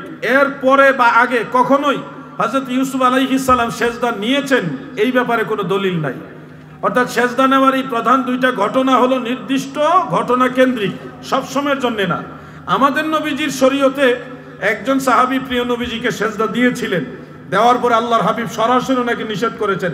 মুসনাদ আহমদ এবং সুনান ইবনে মাজাহ শরীফে হাদিসটা আছে। আল্লাহর হাবিব রাহমাতুল লিল আলামিন হুজুরপুর নূর সাল্লাল্লাহু আলাইহি ওয়াসাল্লাম নিজে স্বয়ং সেজদা করতে নিষেধ করেছেন। মানে নবীজি নিজেই সেজদা নেননি, সেজদা করতে নিষেধ করেছেন। এরপরে যদি কেউ সেজদার পক্ষে দাঁড়ায় সে কি নবীর পক্ষে রইল? অতএব আল্লাহ ছাড়া কাউকে সেজদা দেওয়া যাবে না। আরেকটা সেজদা হলো সেজদায়ে তাআব্বুদি, মানে ইবাদতের সেজদা। ওটা যদি আল্লাহ ছাড়া অন্য কাউকে কেউ করে তাহলে সে মুশরিক হয়ে যাবে, সে মুসলমানই থাকবে না, ইমান থেকে সে বের হয়ে যাবে। অতএব দুই প্রকার সেজদা, দুইটাই আল্লাহ তাআলা ব্যতীত আর কাউকে করা যাবে না। এই হলো সংক্ষেপে সেজদার মাসালা শেষ। এবার মান্নতের মাসালাটা আপনারা মনোযোগ না দিলে বুঝবেন না, এখানে অনেক কথা আছে। খুব অ্যাটেনশন, সবার মনোযোগ আকর্ষণ করছি। মনোযোগ আছে তো? মান্নত একটা ইবাদত। মান্নত করতে হবে আল্লাহর ওয়াস্তে, আল্লাহর নামে। মান্নত করতে হবে আল্লাহর ওয়াস্তে, আল্লাহর নামে। গায়রুল্লাহর নামে কোনো নবী কিংবা কোনো রসুল অথবা কোনো সাহাবী অথবা কোনো ওলি, কোনো পীর মুর্শিদ বা আল্লাহ ছাড়া অন্য কারো নামে মান্নত করা যাবে না। মান্নত করতে হবে আল্লাহর নামে। তবে এখানে একটা অপশন আছে। সুনানু আবি দাউদের মধ্যে উল্লেখ, একজন মহিলা আল্লাহর হাবিবের সামনে এসে বললেন, ইয়া রাসূলুল্লাহ, আমার দুইটি মান্নত আছে, আপনি অনুমতি দিলে পূর্ণ করব। আল্লাহর রাসূল সাল্লাল্লাহু আলাইহি ওয়াসাল্লাম বললেন, তোমার মান্নতগুলি বর্ণনা করো। তখন ওই মহিলা বললেন, ইয়া রাসূলুল্লাহ, আমার মান্নত ছিল আপনার সামনে যদি আসতে পারি আনন্দে দফ বাজাবো। ঢোল না, দফ। নবী করিম সাল্লাল্লাহু আলাইহি সাল্লাম বলেন, আউফি বিনাজরিকি, তুমি তোমার মান্নত পূর্ণ করো। এরপরে ওই মহিলা বললেন, ইয়া রাসূলুল্লাহ, আমার আরেকটা মান্নত হলো আমি অমুক জায়গায় গিয়ে, একটা নির্দিষ্ট জায়গায় কোন ইন্ডিকেট করলেন যে অমুক জায়গায় গিয়ে একটা হালাল পশু জবাই করে মানুষকে খাওয়াবো। দয়াল নবীজি তখন প্রশ্ন করলেন, এটা কি কোনো দেব দেবীর জন্যে? মহিলা বললেন, না ইয়া রাসূলুল্লাহ, কোনো দেব দেবীর জন্যে না। তাহলে কি কোনো মূর্তির জন্যে? মহিলা উত্তর দিলেন, না গো ইয়া রাসূলুল্লাহ, কোনো মূর্তির জন্যেও না, আল্লাহর জন্যেই। কিন্তু ওই জায়গায় আমি ওই হালাল পশুটা জবাই করব, মানুষকে খাওয়াবো। উদ্দেশ্য হলো আল্লাহর ওয়াস্তে, আল্লাহর নামে, কিন্তু জায়গাটা হলো ওইখানে। তখন নয় দয়াল নবীজি এক কথাই বললেন, আউফি বিনাজরিকি, তুমি তোমার মান্নত পূর্ণ করো। এখান থেকে মাসআলা সাবিত হয়, কেউ যদি আল্লাহর নামে, আল্লাহর ওয়াস্তে কোনো এতিমখানায়, লিল্লা বোর্ডিং এর মধ্যে কোনো মাজারের পাশে মেহমানখানা থাকে, লঙ্গরখানা থাকে। লঙ্গরখানা মানে যেখানে মানুষদেরকে ফ্রি খাবার দেয় মেহমান মুসাফিরদেরকে।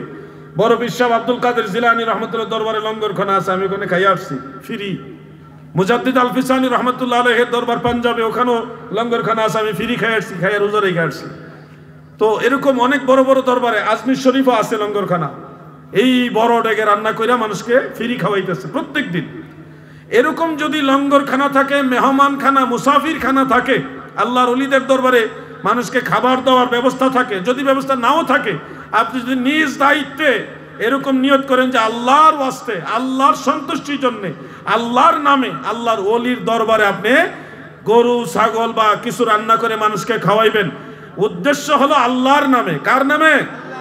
কিন্তু আল্লাহর ওলির দরবারে, এতিমখানায়, মেহমানখানায়, লঙ্গরখানায়, মুসাফিরখানায় বা লিল্লা বোর্ডিংয়ে, এই ধরনের যে কোনো ধর্মীয় গুরুত্বপূর্ণ পুণ্যময় স্থানে যদি আল্লাহর ওয়াস্তে, আল্লাহর নামে আপনি মান্নত করেন, তাহলে এটা সরাসরি আল্লাহর হাবিব রাহমাতুল লিল আলামিন বলেছে পূর্ণ করো, অনুমতি দিয়েছেন। অতএব সেটা জায়েজ হবে, কোনো অসুবিধা নাই। আপনারা কি বিষয়টা বুঝতে পারছেন? এইভাবে যদি করেন যে বাবা শাহজালালের দরবারে, বাবা শাহজালালের নামে আমি মান্নত করলাম, তখন এটা জায়েজ হবে না। কিন্তু আপনি যদি বলেন বাবা শাহজালালের দরবারে আল্লাহর ওয়াস্তে আমি মান্নত করলাম, তখন এটা জায়েজ হবে। আপনার টার্গেট হবে আল্লাহ। কে টার্গেট? কে? আল্লাহ। আর আল্লাহর ওলি হলো উসিলা। আল্লাহর ওলি কি? উসিলা। এই লাইন ঠিক রাখবেন, তাহলে সব ঠিক হবে। লাইন নষ্ট হয়ে যাবে, সব নষ্ট হয়ে যাবে। ওলি আল্লাহদের ভালোবাসবেন, ওলি আল্লাহর দরবারে যাবেন, সেখানে সাধ্য অনুযায়ী মেহমান খানায়, মুসাফির খানায়, লঙ্গর খানায় শরিক থাকবেন, মানুষ খাবে, দোয়া করবে। ধনী গরিব, মেহমান মুসাফির সব ধরনের মানুষই ওলি আল্লাহর দরবারে যায়। সেখানে কিছু এমনি আমিও দেই। আমি আজমির শরীফও কিছু দিছি মেহমান খানায়। সেই বাগদাদ শরীফ গৌসে বাগের দরবারেও আমরা সেখানে একটা খাসি, মানে খাসি তো না, ওই দেশের কি বলে দুম্বা আছে, এগুলি দিছি আর কি। দিছি বলতে টাকা দিছি, ওখানে আলাদা খামার আছে, টাকা দিছে, আমাদের স্লিপ দিয়ে দিছে। তখন ওই খামার থেকে একটা পশু আইনা জবাই করে আল্লাহর ওয়াস্তে ওই লঙ্গরখানায় সবাইকে খাওয়াই দিচ্ছে। এটা হলো বাগদাদ শরীফ আমরা করে আসছি। তো এইভাবে মুজাদ্দিদ সাহেবের দরবারে ওখানে আমরা টাকা দিয়ে দিছি, সেখানে প্রতিনিয়ত খাবার চলতেছে। তো এই ধরনের ভালো জায়গা যেখানে আছে ওখানে আপনারা শরীক থাকবেন, মানুষের দোয়া পাবেন। দান সাদাকা বাড়ান, বালা মুসিবত কমবে। ডাক্তারের কাছে টাকা তো দেন, টাকা তো দেনই, কিন্তু জায়গা মতো দেন না তো। শোনেন, অনেক রোগ বেমার কমে যাবে। একটা এতিমখানা যদি থাকে, এতিমদেরকে একবেলা খাবারের ব্যবস্থা করে দেন। এই খাবারের বরকতে দেখবেন আপনার অনেক বড় একটা রোগ আল্লাহ মাফ করে দিছে। এমন যেখানে সুযোগ পাবেন মানুষদের মুখে একবেলা খাবার দিবেন, একটু খাবারের ব্যবস্থা করে দেন। আল্লাহ আপনাকে দুনিয়া আখেরাতে উত্তম রিজিকের ব্যবস্থা করবে। আমাদের হাত এখন কৃপণ হয়ে গেছে। ফকির হাত বাড়াইলে ভিক্ষা দিতে চায় না, অথচ আপনি জানেন আপনি ঘর থেকে বের হয়ে রাস্তায় যাবেন, অ্যাক্সিডেন্ট হয়ে আপনার পা ভেঙে যাবে, আপনি আহত হয়ে যাবেন, এটা আপনার তাকদিরে লেখা আছে। এর আগে যদি একজন ফকির আপনার কাছে বলে আল্লাহর ওয়াস্তে কিছু দেন, আপনি ওখানে যদি 10টা টাকাও দেন, তোমার দিলাম আল্লাহর ওয়াস্তে, ওই 10 টাকা ওই দানের উসিলা আপনার রাস্তার অ্যাক্সিডেন্ট আল্লাহ মাফ করে দিবে। কিন্তু আমরা তো দানের হাত, আমাদের যুবকরা তো অধিকাংশ দান করতে চায় না। তারা মোবাইলের এমবি কিনেই তো কভার করতে পারে না, দান করবো কোন সময়? আর এখন তো এমবির দাম বাড়ছে, আমরা স্বাধীন দেশ পাই, এখন এমবির দাম আরো বাড়ছে। যাক, আমার 2জন যুবক ভাইয়ের প্রশ্ন নেওয়ার কথা ছিল, নেওয়া হয়ে গেছে। এখন আমার লেখা একটা বই আছে, আপনারা এটা পড়তে পারেন, আপনাদের প্রত্যেকের প্রয়োজন। শবে বরাত নিয়ে, শবে মেরাজ নিয়ে বইটা লিখছি। 100 টাকা হাদিয়া। সন্তানের হাতে বইটা দেন, স্ত্রীর হাতে নিয়ে দেন, নিজেও পড়েন। 100 টাকা বড় কোনো বিষয় না। শবে বরাতের নামাজ, রোজা, তসবিহ, তাহলিল, আমল, শবে মেরাজের নামাজ, রোজা, এগুলি ডিটেল জানার জন্য বইটা আপনাদের প্রত্যেকের প্রয়োজন, এটা পড়বেন। আরেকটা বই আছে নামাজের বই, প্রিয় নবীজির সালাত, আজান, একামত, ওযু, নামাজের শুরু থেকে শেষ পর্যন্ত প্রত্যেকটা মাসালার দলিল। জানাজার নামাজ, ঈদের নামাজ, তারাবির নামাজ, তাহাজ্জুদ নামাজ, কসরের নামাজ, জুমার নামাজ, যত নামাজ এটার মধ্যে দলিল সহকারে উল্লেখ। পাশাপাশি লামাযহাবিরা যে বিভ্রান্তি ছড়াইছে এগুলির জবাব সহকারে, এটা আপনারা সংগ্রহ করে রাখতে পারেন। জানাজার পরে দোয়ার দলিলটাও এটার মধ্যে আছে, ফরজ নামাজের পরে দোয়ার দলিলও আছে। একজন ব্যক্তি, এটা 500 টাকা হাদিয়া, একজন ব্যক্তি আমাকে কানে মুখে বলে গেছেন জানাজার নামাজের পরে দোয়া নিয়ে একটু কথা বলার জন্য। তা আমি সেই কথাটা একটু বলতে চাই, আপনারা অনুমতি দিলে আমি কি বলবো? আচ্ছা, তো এই জানাজার নামাজের পরে দোয়া করা যাবে কিনা এটা বলার আগে সবাই মিলে একটু দুরূদ শরীফ পড়ি। আল্লাহুম্মা সাল্লি আলা, জোরে, মাওলানা মুহাম্মদ ওয়া আলা আলি সাইয়্যিদিনা মাওলানা তৌফিক দিও মাওলা, গুনাহ হইতে বাঁচিবার আমল করিতে দিও, সুন্নত নবী মুস্তাফার। আল্লাহুম্মা সাল্লি, মাশাআল্লাহ,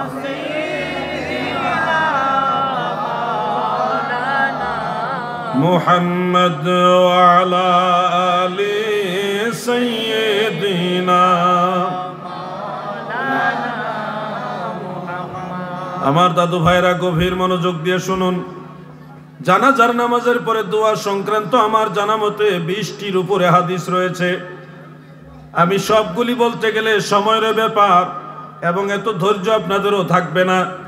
কোরআন হাদিসের ব্যাখ্যামূলক আলোচনা শোনার মতো ধৈর্য সবার হয় না। একটা হাদিস সব সময় বলি, আজকে সেটাই বলবো। আল্লাহর রাসূল নিজেই জানাজার পরে দোয়া করেছেন।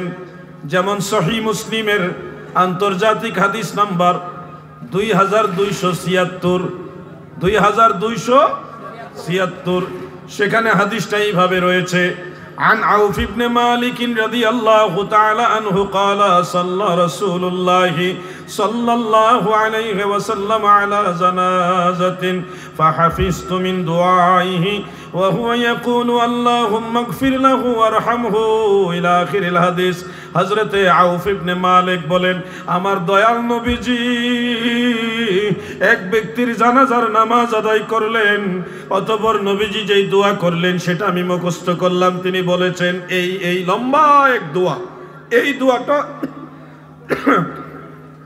প্রিয় নবীজি এই দোয়াটা কখন করেছেন, এই মর্ম এই বিষয়টা ক্লিয়ার করে বলেছেন হাফিজুল হাদিস ওয়া শারিহে মুসলিম ইমাম নববী রাহমাতুল্লাহ আলাইহি শরহে মুসলিমের মধ্যে তিনি বলেছেন আল্লাহ রাসূলের দোয়াটা ছিল বাদা সালাত, জানাজার নামাজের পরে। তাহলে আমরা বিষয়টা ক্লিয়ারলি জানলাম, স্বয়ং রাহমাতুল্লিল আলামিন নবী জানাজার নামাজের পরে দোয়া করেছেন এবং সেটা শুনে শুনে সাহাবাই কারাম মুখস্থ করেছেন। তাহলে আল্লাহর নবী যেহেতু জানাজার পরে দোয়া করেছেন, সেহেতু জানাজার পরে দোয়া জায়েজ না নাজায়েজ? সবাই বলেন জায়েজ না নাজায়েজ? আমি একটু খোলা মনে আন্তরিকতার জন্য ক্লিয়ারলি বলতে চাই যে যারা দোয়া করেন না, জানাজার পরে দোয়ার পক্ষে না, তাদের সাথে আমাদের দূরত্বটা কোন জায়গায়? তাদের সাথে আমাদের দূরত্বটা হলো ফেকার দুই একটা ইবারত নিয়ে। ফেকার কিতাবের মধ্যে রয়েছে আল মুহিতুল বুরহানি, ফতোয়া বাজ্জাজিয়া, খুলাসাতুল ফাতাওয়া, মেরকাত সহ আরো দুই একটা কিতাবের মধ্যে ইবারতগুলি এভাবে আসছে যে লা তাকুমু লিদুআই বাদা সালাতিল জানাজা, জানাজার পরে দোয়ার জন্য দাঁড়াবে না। শুনুন, মনোযোগ দেন, এগুলি জটিল বিষয়। একটা কথা ছুটে গেলে আপনার ভিতরে একটা পেশ লেগে যাবে। আল্লাহর উলামায়ে আহলে সুন্নাত, ফুকাহে আহনাফ, ওনারা বলেছেন যে জানাজার পরে দোয়ার জন্য দাঁড়াবে না। কথা কিন্তু এখানে শেষ না, আর একটু আছে। ওই শেষ কথাটা ওনারা বলেন না, যার কারণে আমাদের সাথে ওনাদের দূরত্ব। শেষ কথাটা হলো লিআন্নাহু ইউশবিহুস সালাহ, কেননা ইহা নামাজের সাথে সাদৃশ্য হয়। আপনি যেইভাবে কাতার বন্দী হয়ে জানাজা পড়লেন, ঠিক এইভাবে যদি দোয়ার জন্য, জানাজার পরে দোয়ার জন্য কাতার বন্দী হয়ে দাঁড়িয়ে থাকেন, তাহলে এটা নামাজের সাথে সাদৃশ্য হয়ে যায়, এটা তসবিহ হয়ে যায়, একটা ম্যাচিং হয়ে যায়। ম্যাচিং, পিছন থেকে কেউ দেরিতে যদি আসে, তারা এসে মনে করবে এখনো জানাজা চলতেছে। এটা বিভ্রান্তি ছড়ানোর একটা সম্ভাবনা আছে। এই জন্যে আপনাদেরকে ফুকাহে কেরাম বলছে জানাজা শেষ হলে কাতার বন্দী হয়ে দোয়ার জন্য দাঁড়ায় থাকবেন না। কাতার ভেঙ্গে ফেলেন, তাহলে আর নামাজের সাথে সাদৃশ্য থাকবে না, আপনি দোয়া করলে আর অসুবিধা হবে না। মূল বিষয়টা হলো সাদৃশ্যতা। কাতার বন্দী হয়ে দোয়া করা যাবে না, কাতার ভেঙ্গে ফেলতে হবে। আরেকটা পেশ মনে রাখবেন, আমানতদারিতার সাথে কথাগুলো আমি বলছি, আপনারাও আমানতদারিতার সাথে ধর্মের প্রতি অনুরক্ত হয়ে আল্লাহ এবং আল্লাহ রাসূলকে ভালোবেসে কথাগুলো শুনুন। ফতোয়ার কিতাবে জানাজার পরে দোয়া সম্পর্কে দুইটা কথা আছে। যেমন ফতোয়া বাহারুর রায়কের মধ্যে আবু হানিফা সানি ইমাম ইবনু নুজাইম মিসরি হানাফি রহমাতুল্লাহ আলাইহি তিনি বলেছেন, তিনি উল্লেখ করেছেন যে খুলাসাতুল ফতোয়া, খুলাসা কিতাবের রেফারেন্সে ইমাম ইফতেখার উদ্দিন আব্দুর রশিদ ইবনে তাহের ইবনে আব্দুর রশিদ আল বুখারী রহমাতুল্লাহ আলাইহি, উনি খুলাসাতুল ফতোয়ার মুসান্নিফ, তিনি বলেছেন লা ইয়াদউ বা'দা তাসলিম। আমাদের ভাইয়েরা যারা দোয়া মানে না, তারা শুধু এই ইবারতটুকুই বলে, জানাজার সালামের পরে লা ইয়াদউ বা'দা তাসলিম, জানাজার সালামের পরে দোয়া করবে না। শুধুমাত্র ওনারা এইটুকু ইবারত পড়েন, কিন্তু এরপরে যে আরেকটু ইবারত আছে ওনারা দয়া করে এটা পড়েন না, যার কারণে সমস্যাটা দেখা দেয়। এরপরের ইবারতটা সম্পূর্ণটা হলো লা ইয়াদউ বা'দা তাসলিম ওয়া আনিল ফাদলি লা বা'সা বিহি। একজন ইফতেখার উদ্দিন তাহের ইবনে আব্দুর রশিদ আল বুখারী রাহমাতুল্লাহ আলাইহি বলছে জানাজার পরে দোয়া করবে না।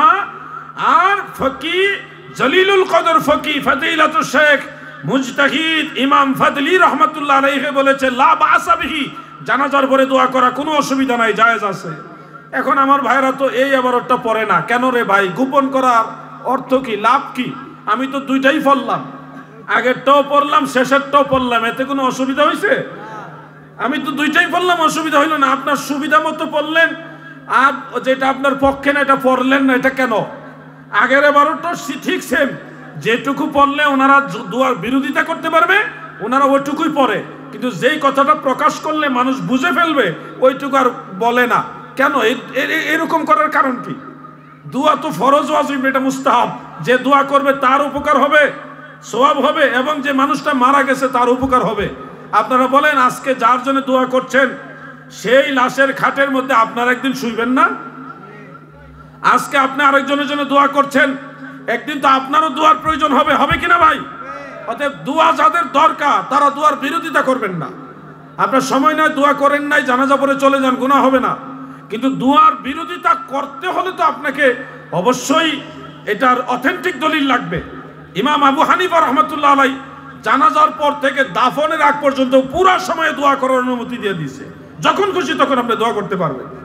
এজন্য আপনাদের অনুরোধ করবো এটা বাড়াবাড়ি না করে, যাদের দোয়ার দরকার তারা দোয়া করেন, যারা দোয়া করতে চান না চলে যান। কিন্তু লাশ নিয়ে টানাটানি করা, ঝগড়া করা, ঠেলাঠেলি করা এগুলি খারাপ জিনিস, এগুলি করবেন না।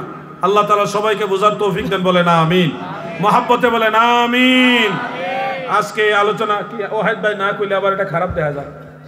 আসসালামু আলাইকুম ওয়া রাহমাতুল্লাহ। আমার একটা প্রশ্ন হচ্ছে, সামনে তো পবিত্র মাহে রমজানুল মুবারক, তো একটা জিনিস আমরা অনেকবার, এটা আমার মধ্যে একটা জিনিস প্রশ্ন হচ্ছে আমার এটাই, হুজুরের কাছে প্রশ্ন হচ্ছে, সেহরি শেষ সময় প্রতিটা মসজিদে যখন এলান করা হয় আপনারা খাওয়া দাওয়া বন্ধ করুন, সেহরি সময় শেষ হয়ে গেছে, এরপরে এলানের পরে সেহরি খেলে রোজা হবে কিনা, এই প্রশ্নটা আমার। প্রতিটা মসজিদে বলা হয় সেহরি সময় শেষ হয়ে গেছে, আপনারা খাওয়া দাওয়া বন্ধ করুন। অনেকে আমরা ঘুম থেকে উঠে যাই অথবা আমরা খেতেই থাকি, আমরা খাইতেই থাকি, আজান তো হচ্ছে না, আজান হইলে বন্ধ করবো, এর আগ পর্যন্ত চলবো। কিন্তু ইমাম সাহেব যখন বলছে বা মুয়াজ্জিন সাহেব যখন এলান হয়েছে যে সেহরি খাওয়ার সময় বন্ধ হয়ে গেছে, এরপরে কি খাওয়া চলবে নাকি বন্ধ করতে হবে, রোজা হবে কিনা? ধন্যবাদ। 12টা 10 মিনিট বেজে গেছে, আলোচনা লম্বা করব না। মনে রাখবেন রোজার ফরজ কি। রোজার সুবে সাদিক থেকে সূর্যাস্ত পর্যন্ত সকল প্রকার পানাহার, স্ত্রী সম্ভোগ, কারো কারো মতে পাপাচার থেকে বিরত থাকার নাম হলো রোজা। আবার বলছি, সুবে সাদিক থেকে সূর্যাস্ত পর্যন্ত এই সময়টায় সকল প্রকার পানাহার, পানাহার মানে বিড়ি, সিগারেট ও পান, যেগুলি পানি, দুধ, তরল যেগুলি চাবায় খাওয়া লাগে না, পান, খাবারের পান না, মানে পান করা বা খাবার খাওয়া, সকল প্রকার পানাহার, স্ত্রী সম্ভোগ এবং পাপাচার থেকে বিরত থাকার নাম হলো রোজা। টাইমটা হলো সুবে সাদেক থেকে সূর্যাস্ত, এই মাঝখানের টাইমটা। এখন মুয়াজ্জিন সাহেব কখন বলে যে খাবার বন্ধ করুন? কখন বলে? যখন সুবে সাদেক হয়ে যায়, সাহরির সময় শেষ, সুবে সাদেক হয়ে যাচ্ছে, এখন আপনাকে বলতেছে খাবার বন্ধ করেন। মানে এই টাইমের পরের থেকে সুবে সাদেক শুরু। সুবে সাদেক শুরু হওয়ার পরে যদি আপনি খাবার খান, তাহলে কি আপনার ওই রোজার শর্ত যেই টাইমে খাওয়ার নিষেধ, ওই শর্ত রক্ষা হইল? সুবে সাদেক হয়ে গেলে মুয়াজ্জিন সাহেব বলুক আর না বলুক, আপনাকে দায়িত্ব নিয়ে খেয়াল রাখতে হবে কখন সুবে সাদেক শুরু হয়। মুয়াজ্জিন সাহেব বলুক আর না বলুক, আপনাকে খেয়াল রাখতে হবে কয়টার সময়, কত মিনিটের সময় সুবে সাদেক শুরু হয়। ওই সময়ের আগ পর্যন্ত খাইতে পারবেন। সুবে সাদেক শুরু হয়ে গেলে যদি আপনি কোনো ধরনের পানাহার স্বইচ্ছাই করেন, তাহলে তো আপনি রোজার ফরজ ভঙ্গ করে ফেললেন। রোজা রাখার যে শর্ত, সেই শর্ত ভঙ্গ করে ফেললেন, তাহলে তো আপনার রোজা হবে না। কথাটা কি বুঝতে পারছেন আপনারা সবাই? আর কিছু মানুষ বলবে যে আজান হওয়ার পরেও খাওয়া যাবে, এবং তারা দলিলও দিবে লামাজাবিরা। শোনেন, আজান হওয়ার পরেও খাওয়া যাবে এই কথাটা সঠিক হাদিসে আছে, কিন্তু এটা কোন আজান? হাজী সাহেবরা জানেন মক্কা শরীফ মদিনা শরীফে এখনো তাহাজ্জুদ নামাজের আজান হয়। হযরত বেলাল রাদিয়াল্লাহু আনহু তাহাজ্জুদ নামাজের আজান দিতেন, আর হযরত উম্মে মাকতুম রাদিয়াল্লাহু আনহু উনি ফজরের আজান দিতেন। বেলাল রাদিয়াল্লাহু আজান দেওয়ার ওই তাহাজ্জুদ নামাজের আজান দেওয়ার পরেও খাবার খাওয়া যাবে, এটা বলা হয়েছে হাদিসে। আর যে আজান দেওয়া হয় সুবহে সাদিকের পরে, ওটা তাহাজ্জুদের আজান না, ওটা ফজরের আজান। বাংলাদেশে তাহাজ্জুদের আজান নাই, কিন্তু মক্কা মদিনাতে তাহাজ্জুদের আজান আছে, আজও পর্যন্ত আছে। এখন ওনারা কিন্তু আপনাকে হাদিস দেখাইবে, হাদিস দেখলে আপনি মনে করবেন এই হাদিসে আছে, তুই মানতি না কেন লাগিয়া, কিন্তু হাদিসে কোন আজানের কথা আছে এটা তো আপনি জানেন না। আজানের পরেও খাওয়া যাবে এই কথা এই ওয়াহাবি লামাযহাবিরা বলে। এরা আপনার রোজা নষ্ট করে দিতে চায়। এরা ওই তাহাজ্জুদের আজান আইনা আপনারে বুঝাইবে ফজরের আজান। আমরা দেশে কি তাহাজ্জুদের আজান হয়? ঘুমাই রেছেন না আপনারা, বুঝলাম। এই জন্য বলবো সুবহে সাদেক হওয়ার পর থেকে যদি আপনি কোনো কিছু ইচ্ছা করে খান, তাহলে আপনার রোজা শেষ, রোজা হবে না। এত সারাদিন কষ্ট করে না খেয়ে থেকে কোনো ফায়দা নাই, ফরজ যদি তরক করেন। আল্লাহ সবাইকে বোঝার তৌফিক দেন, বলেন আমিন। মহব্বতে বলেন আমিন। আজকের মতো এখানে শেষ। আসেন দাঁড়ায়া নবীজিকে সালাম জানাইয়া, নবী সালাম।